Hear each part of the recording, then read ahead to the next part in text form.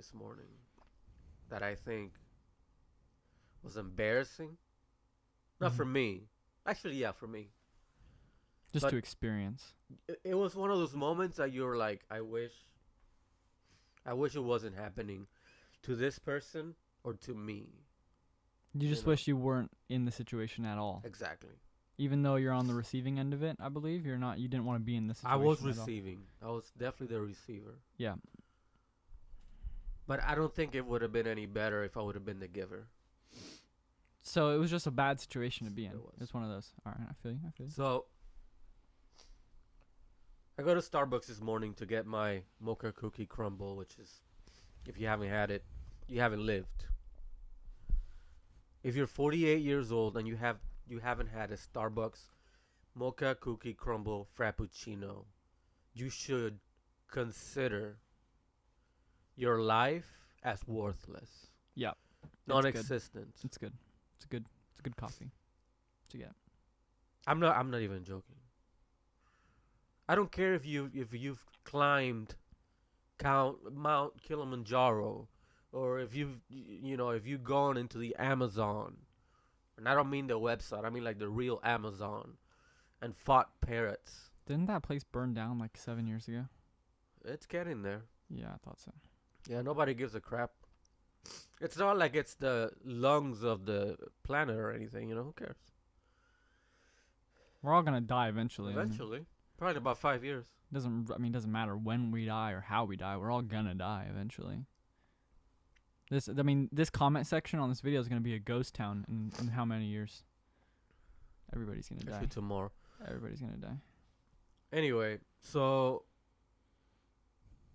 again, if you haven't had a mocha cookie crumble frappuccino, it has to be a venti. How did we get from Which, mocha if you cookie don't crumble speak Starbucks, to a venti's the big one. being existential? Everything's existential, man. Everything. We're like, oh, this is great coffee, and then 5 seconds later, we're like, we're all gonna die Well, because eventually. there are people that think that they've lived. There are people that think that they've done certain things. They're proud of themselves, and then you ask them, "Hey, man, You had a mocha. have you ever cookie had crumble? a mocha cookie crumble Their answer frap?" is no, And they're like, "What is that?" And then I immediately stop the conversation right there and I walk away. because you're talking to a non-player character. Yeah, yeah.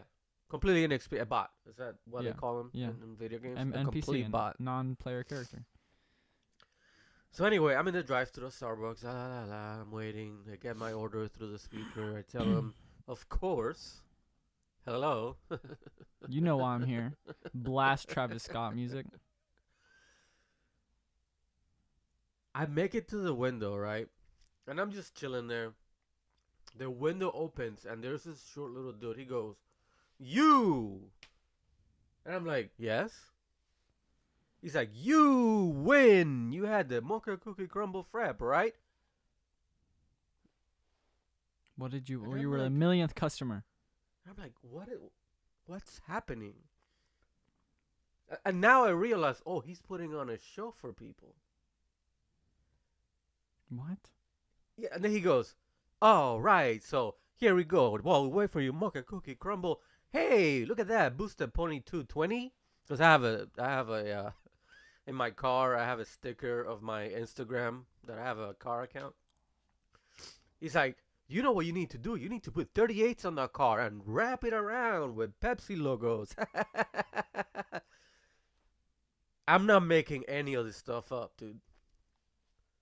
So now, not only am I weirded out, I'm embarrassed by this guy. For this guy. But what was he? What he was like an employee working at Starbucks. He's the guy that's gonna give me my thing. So he's in the window. Yeah, and he's like putting on this clown circus show.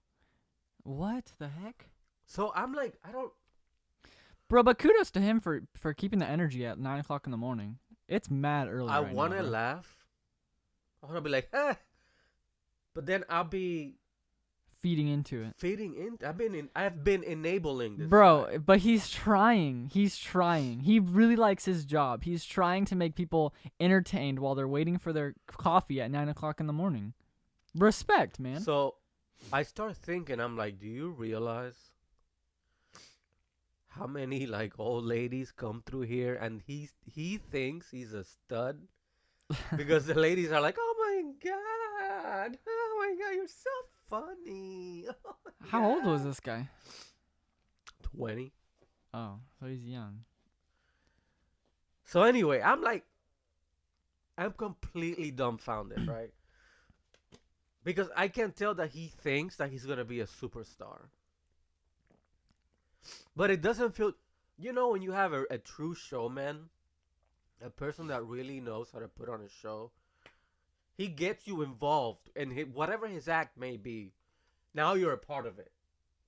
Now it's the two of you having fun, Right. you know, and you're like, this guy's crazy, man, but I'm having a good time Yeah. because he knows how to involve you in the situation in a way that he's not now making fun of you or making you laugh. You both are laughing together. That's a skill that not a lot of people have. This guy Tried. didn't have that. Tried to be there. So what he was doing, he was creating a wall of embarrassment between the customer, me, and himself. And I could tell how awkward he felt because there were pauses to where he was looking around to see what else he could Oh God. make fun of or say. All right. I can't, dude. This is embarrassing just to listen to, bro. I There's can't. more. So anyway, he gives me my frappuccino. And I'm like, you alright? Oh, what's up? My bad. He gives me my frappuccino, and I'm like, I gotta get the heck out of here, man. Like, I was already feeling truly uncomfortable. And when I go to sip on my frap, no straw. So you pull one of the, you're like, So as you can see, I had to stop by a gas station and get a flimsy straw. Because in this whole act this guy was doing, he was more worried about making me laugh than actually giving me good service. maybe it's his first day on the job. That's a first day kind of thing. Here's what I was going to tell you. I experienced the same guy 2 months ago. Really? Where? Somewhere else? Or The Starbucks? same place. What? And I have forgotten completely about it. I even told Liz, I was like, this weird dude.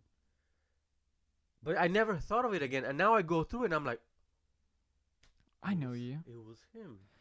I thought you were gonna say like I thought the big reveal was gonna be like, oh, it's his first day on the job because that's such first day energy. No. Being all No. I think this guy really thinks he has a stand-up. Kudos to you, man. Listen, you're working a low-wage paying job. You're bro. starting out in life. The fact that he can work at a place that's so busy as Starbucks at 9 a.m. in the morning, and he can be in that spirit. Mad respect. Mad honestly. respect. Listen, I hope, honestly, 100%. This was just a great story, and I'm glad that I experienced it, and I was able to tell it on air. But other than that, dude, I hope that 10 years from now, I see someone on TV like Kevin Hart type person, and they're interviewing him, and he's like, "Yeah, man, I used to work at Starbucks, and I used to tell crappy jokes to people just to perform my act and to get." Maybe this is a guy that has really high anxiety. He's not social, so he's like, I gotta push myself to be in uncomfortable situations to make myself more comfortable around people, dude. It's exposure therapy, bro. You're probably making fun of somebody with trying to go through exposure therapy right now, bro. I praise you, bro. I praise you. It was hilarious, in an uncomfortable, embarrassing way. Maybe that's the act. Maybe he's a comedian that's like purposely not funny, but like to make it funny, so that people go home and they're saying his name on a podcast. So now people, or maybe it's a scheme set up by Starbucks so that more people go to Starbucks to try to see this guy. That's completely a lie. That for sure no. I'm a conspiracy theorist, so I have to say stuff like that. But we have to get through those embarrassing. In anything in life, especially anything creative, you're going to do something that sucks, right?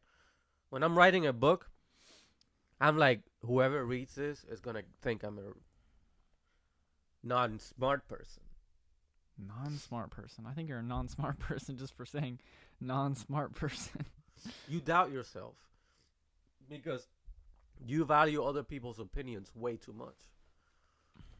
And one of the best ways to get rid of that value that you give other people's opinions is to completely crap on yourself. And then when you realize that whatever people think about you doesn't matter, you're on your way. You're on your way. So if that's you, man, praise you. I hope you succeed. I hope all this hard work works out. Next time I see you at Starbucks, please don't do that again. Please give me my straw and just be quiet. I already saw the show, dog. I didn't like the show. Get better, and then when you get better, come talk to me and give me my mocha cookie crumble frap with a freaking straw on it. Couldn't agree more, man. I'm glad I'll see you in 10 years, brother. I'll be at your show, man. But at Starbucks, stop it. Stop. Yeah.